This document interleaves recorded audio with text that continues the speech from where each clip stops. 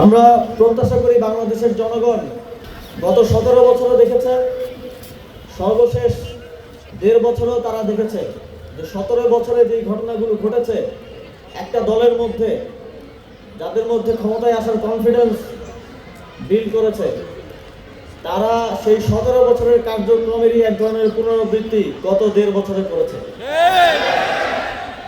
17 বছরে ঠিক যেই বিষয়গুলো আমরা দেখেছি, যার কারণে একটা গণ অভ্যুত্থানের পটভূমি রচিত হয়েছে, তার সকল লক্ষণ আমরা সেই দলের মধ্যে দেখতে পাচ্ছি। আমরা তার একটা ড্যামও দেখেছি, গত 1.5 বছরে বাংলাদেশের মানুষ দেখেছে।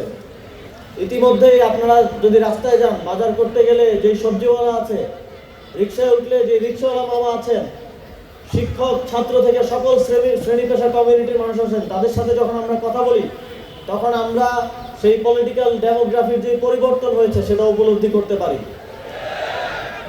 সুতরাং আগের যে গতানুগতিক হিসাব নিকাশ, যে অমুক দলের 30%, তমুক দলের 40%, সেই হিসাব নিকাশ এবার বাংলাদেশের জনগণ তাদের ভোটাধিকারের মধ্য দিয়ে বদলে দিবে।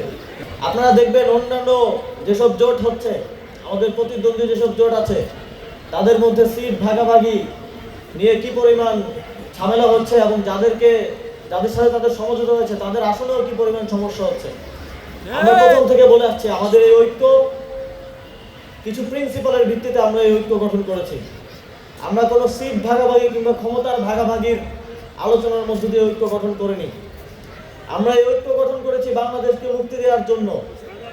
আমরা এই ঐক্য গঠন করেছি জুলাই গণ অভ্যুত্থানের মধ্য দিয়ে যেই সংস্কারের কমিটমেন্ট দেশবাসীকে আমরা দিয়েছি সেটা বাস্তবায়ন করার জন্য।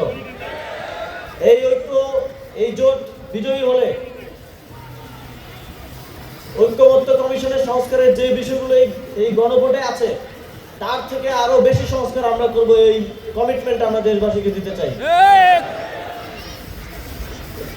এই ঐক্য বিজয়ী হলে আমরা এদেশে সুশাসন প্রতিষ্ঠার জন্য সর্বোচ্চ চেষ্টা করব। এই কমিটমেন্ট আমরা দেশবাসীকে দিতে চাই।